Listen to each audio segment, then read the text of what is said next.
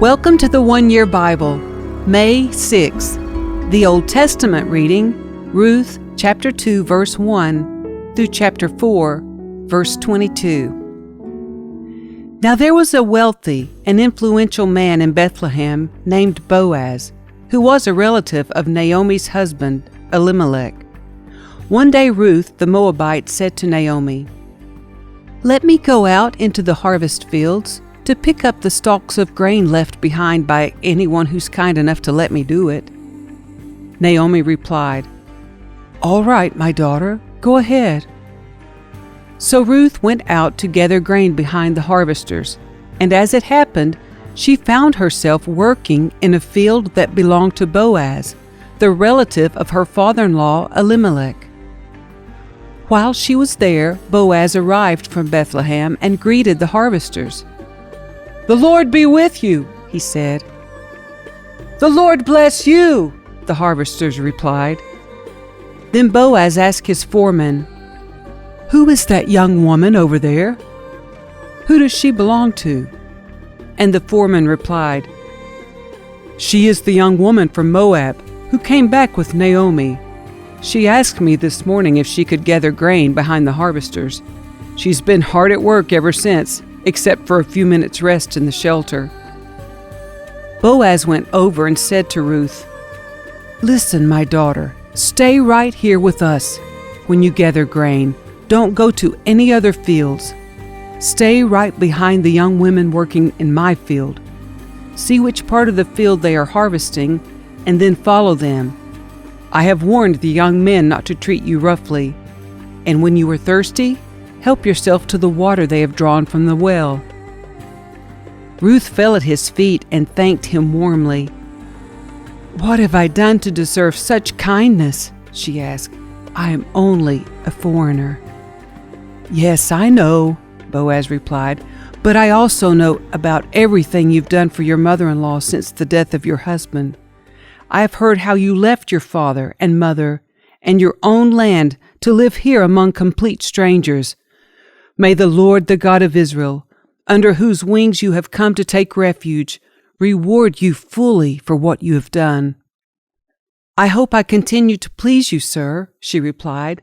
"You have comforted me by speaking so kindly to me, even though I am not one of your workers." At mealtime, Boaz called to her, "Come over here and help yourself to some food. You can dip your bread in the sour wine." So she sat with his harvesters, and Boaz gave her some roasted grain to eat. She ate all she wanted and still had some left over. When Ruth went back to work again, Boaz ordered his young men, "Let her gather grain right among the sheaves without stopping her, and pull out some heads of barley from the bundles and drop them on purpose for her. Let her pick them up, and don't give her a hard time." So Ruth gathered barley there all day, and when she beat out the grain that evening, it filled an entire basket. She carried it back into town and showed it to her mother-in-law. Ruth also gave her the roasted grain that was left over from her meal. "Where did you gather all this grain today?" Naomi asked. "Where did you work? May the Lord bless the one who helped you." So Ruth told her mother-in-law about the man in whose field she had worked. She said, "The man I worked with today is named Boaz." "May the Lord bless him," Naomi told her daughter-in-law. "He is showing his kindness to us as well as to your dead husband. That man is one of our closest relatives, one of our family redeemers." Then Ruth said, "What's more, Boaz even told me to come back and stay with his harvesters until the entire harvest is completed." "Good," Naomi exclaimed. "Do as he said, my daughter. Stay with his young women right through the whole harvest. You might be harassed in other fields, but you'll be safe with him." So Ruth worked alongside the women in Boaz's field and gathered grain with them until the end of the barley harvest. Then she continued working with them through the wheat harvest in early summer, and all the while she lived with her mother-in-law. One day Naomi said to Ruth, "My daughter, It's time that I found a permanent home for you, so that you will be provided for.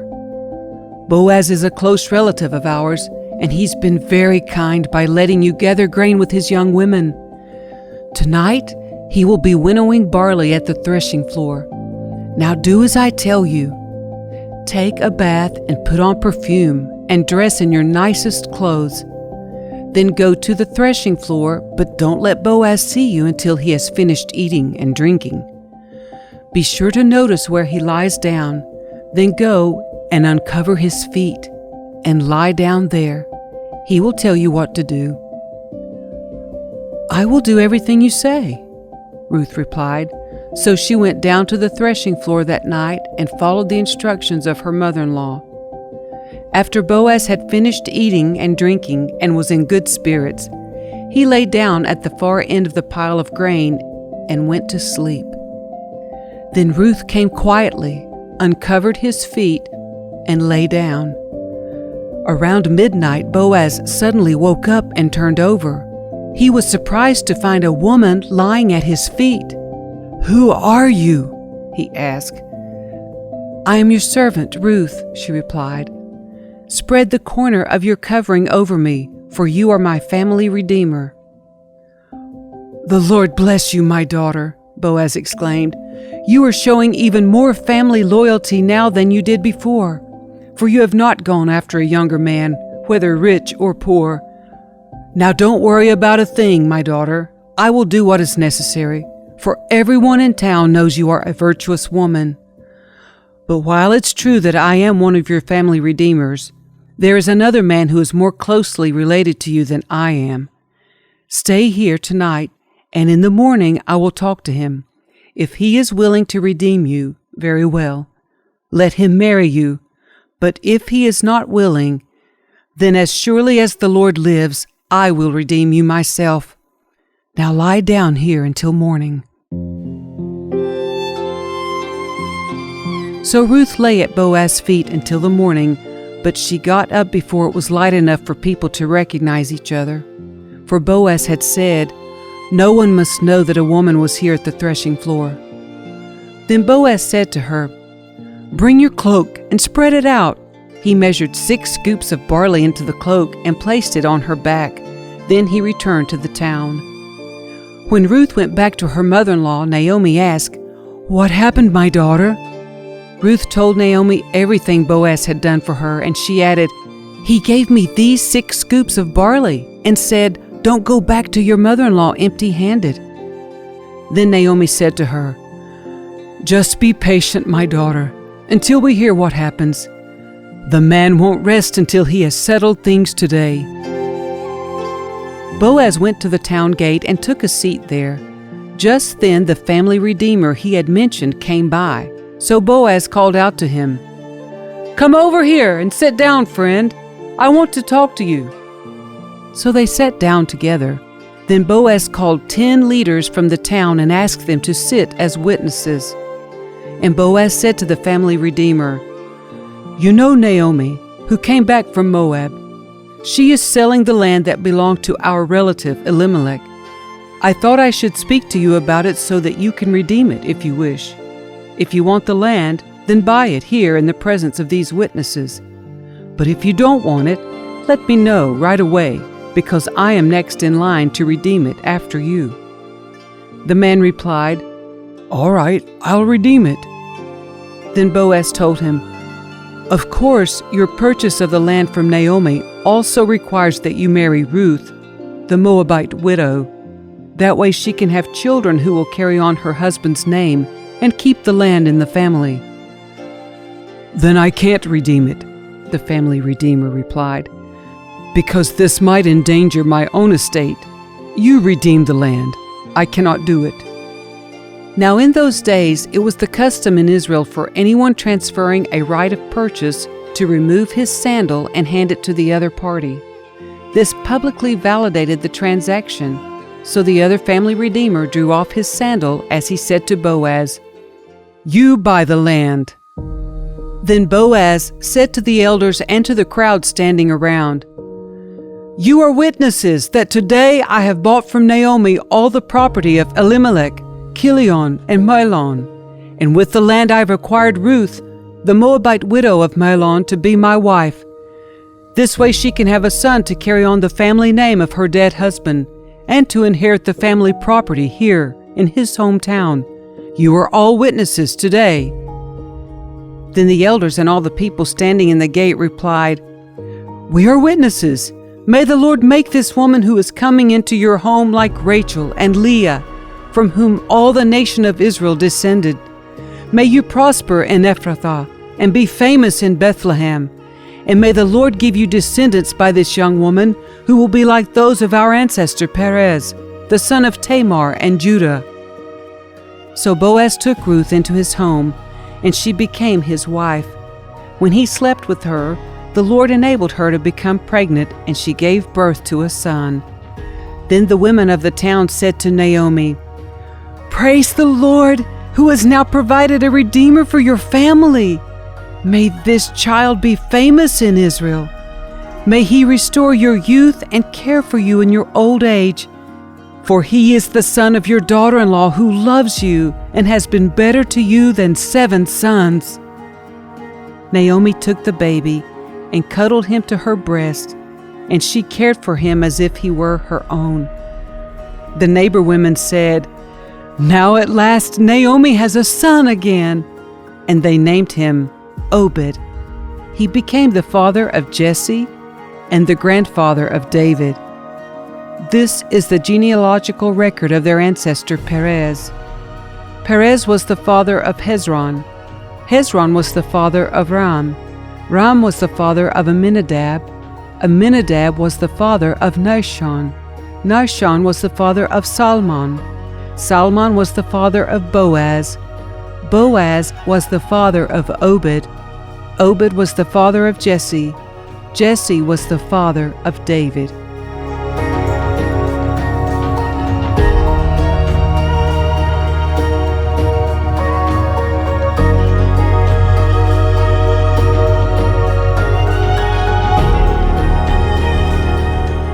The New Testament reading, John chapter 4, verses 43 through 54. At the end of the 2 days, Jesus went on to Galilee. He himself had said that a prophet is not honored in his own hometown. Yet the Galileans welcomed him, for they had been in Jerusalem at the Passover celebration and had seen everything he did there. As he traveled through Galilee, he came to Cana, where he had turned the water into wine. There was a government official in nearby Capernaum whose son was very sick. When he heard that Jesus had come from Judea to Galilee, he went and begged Jesus to come to Capernaum to heal his son, who was about to die. Jesus asked, "Will you never believe in me unless you see miraculous signs and wonders?" The official pleaded, "Lord, please come now, before my little boy dies." Then Jesus told him, "Go back home. Your son will live." And the man believed what Jesus said and started home. While the man was on his way, some of his servants met him with the news that his son was alive and well. He asked them when the boy had begun to get better, and they replied, "Yesterday afternoon at 1 o'clock his fever suddenly disappeared." Then the father realized that that was the very time Jesus had told him, "Your son will live." And he and his entire household believed in Jesus. This was the second miraculous sign Jesus did in Galilee after coming from Judea.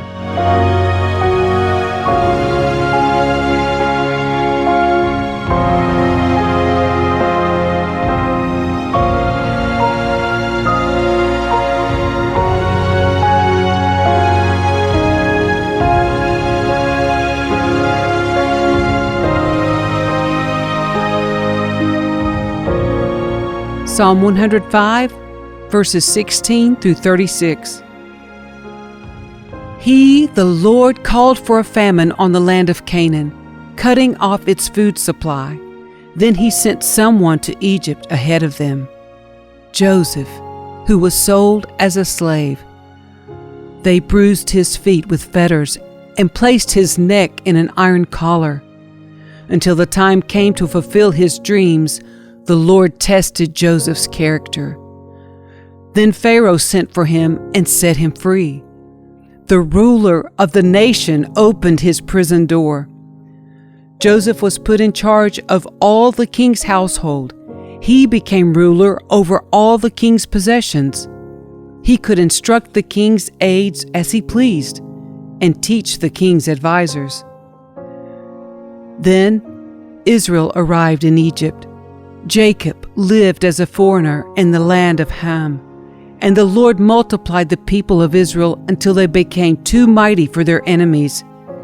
Then he turned the Egyptians against the Israelites, and they plotted against the Lord's servants. But the Lord sent his servant Moses, along with Aaron, whom he had chosen. They performed miraculous signs among the Egyptians and wonders in the land of Ham. The Lord blanketed Egypt in darkness, for they had defied his commands to let his people go. He turned their water into blood, poisoning all the fish. Then frogs overran the land and even invaded the king's bedrooms. When the Lord spoke, flies descended on the Egyptians, and gnats swarmed across Egypt. He sent them hail instead of rain, and lightning flashed over the land.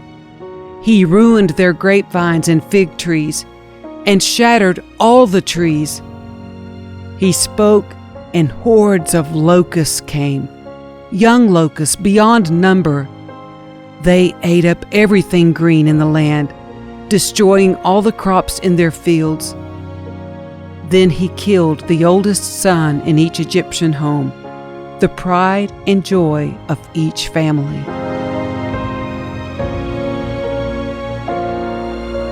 Proverbs 14, verses 26 and 27.